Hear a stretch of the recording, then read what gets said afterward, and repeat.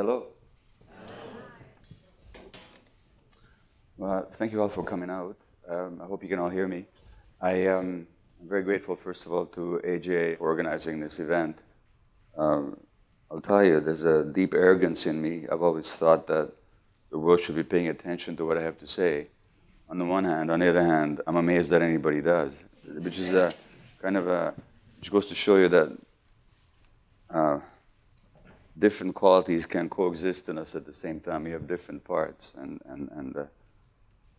I'm certainly in a fortunate position now where I get to say what I think, and people actually come out to hear it.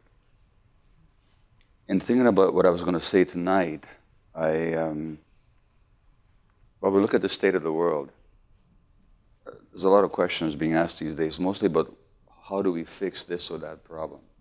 So right now in the United States, every 3 weeks, you have the equivalent of a 9/11 happening in terms of the number of people dying of drug overdoses. Where's the corresponding alarm? Where's the corresponding mobilization of resources? Where's the sense of national crisis? And people are running around, what are we going to do? What are we going to do? What are we going to do? And the North American response to almost anything is how to fix it.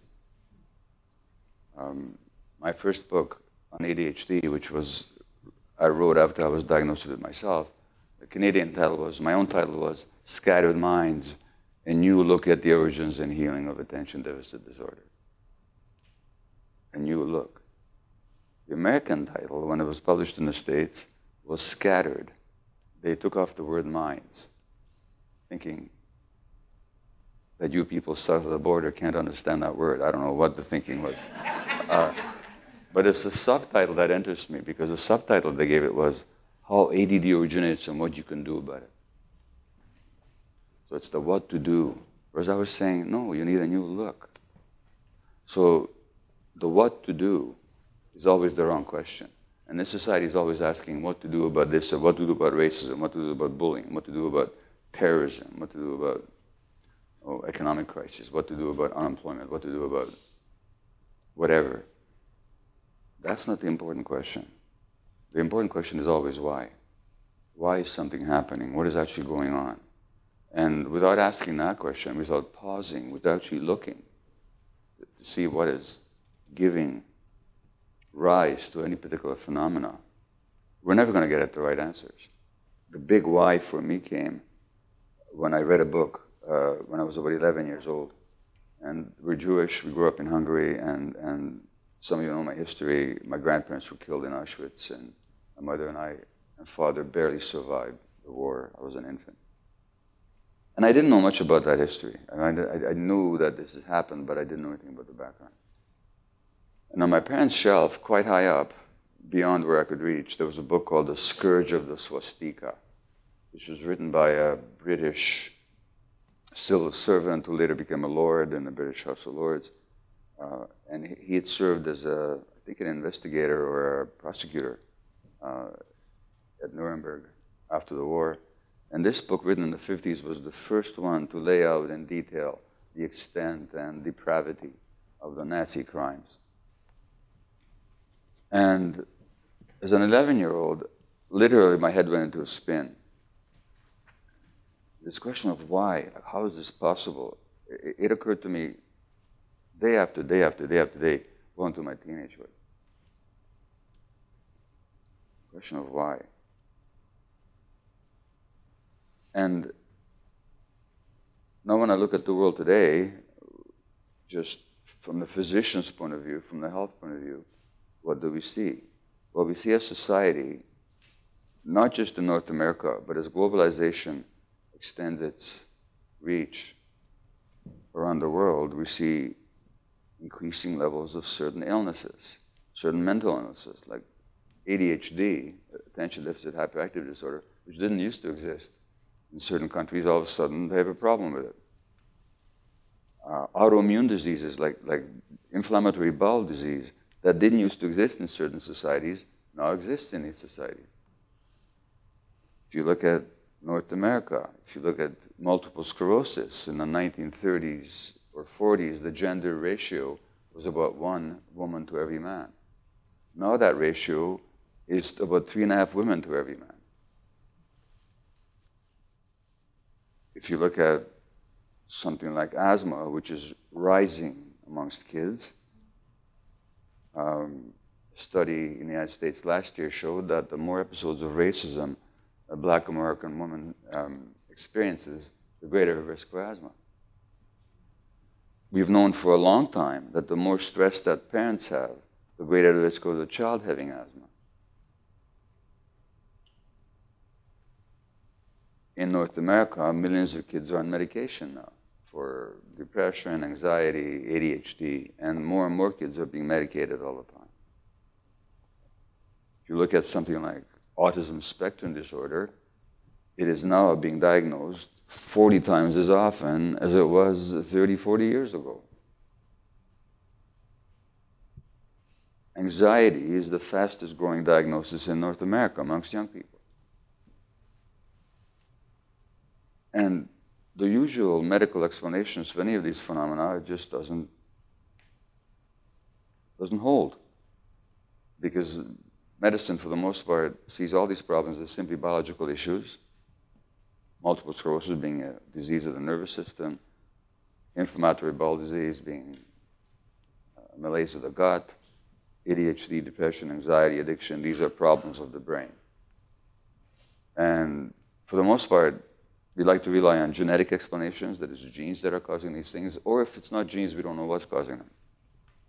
But of course, if you just look at that one little fact that I told you about the ratio of women and men and multiple sclerosis, you know right away it can't be genetic. Because genes don't change in a population over 70 years, and if they did, why would they change more for one gender than the other? Nor it can be the climate, nor the diet, because that hasn't changed more for one gender than the other. Something else is going to be going on. So we had ADHD, the fact that many more kids are being diagnosed. That can't be genetic. Genes don't change in a population over 10 years, or 5 years, or 15 years. Now, sure, there's lots of factors, such as the pharmaceutical companies actually pushing certain diseases, like ADHD, and certain physicians who got big bucks for researching these so-called diseases and for promoting pharmacological solutions without divulging that when they publish their research. That's a well-known fact as well. But it's also true that anybody who works with children, teacher, psychologist, counselors, we know that there's more troubled kids now than there used to be, at all segments of society. So the question of why, it's the question of what to do about any of these problems is utterly meaningless. Without some kind of a theory, without some kind of explanation, what is actually going on? Now let me give you even a bigger puzzle. About 13.8 billion years ago, so about 14 billion years ago, there was no universe. No stars, no earth, no sun, no matter, no molecules, no atoms, no neutrons, no electrons, no creatures, no beings, nothing. And then it starts expanding. And then we get the universe. And these formations called human beings that began with this non-matter 14 billion years ago, we love and we hate and we live and we die and we procreate and we interact and we have complex emotions and we have complex interactions. Why? What makes all this possible? And what sets, how did that early emanation result in this complex universe where we have living creatures, and you have these living creatures, particularly called human beings, who got these complex lives, who do so many things that actually undermine their existence and their health. And we do this on a social level, and we do this on the individual level. And we do it to ourselves, and we do it to each other. And all the while, we're loving creatures, and we want companionship, and we want meaning, and we want pleasure, and we want transcendence. And we want to belong to the larger unit. We don't want to be isolated. We have some spiritual needs, aspirations. What is all this about? Well, I don't claim to have the answers to all that. I'm just saying the why is so important. Let's begin with something basic. If you have a bunch of plants growing in a garden, and these plants were not developing the way they should, if they were start behaving or manifesting in ways that are pathological, that doesn't further their growth, that doesn't ensure that they have the longest possible lifespan, that stunts their development somehow. If you were a gardener, what would you do? Well, you'd have to ask yourself, what is the nature of these plants, and what conditions does the nature of the plant demand for healthy development? And I'm suggesting that rather than looking to diagnose diseases or conditions or behaviors, why don't we look at what is the nature of human beings and what conditions are necessary for the healthy development of human beings, and what happens when those healthy conditions are not met. So in other words, instead of seeing human behavior as sort of inherently pathological or healthy, why don't we look at it as the outcome of circumstances, just as we would the development or maldevelopment of a plant or, say, an animal? So I'm not going to go through all of evolution with you and scientific prehistory, not that I know it anyway, but I'm certainly interested in what is human nature and what conditions promote its healthy development and what conditions undermine it. And it's from the point of view of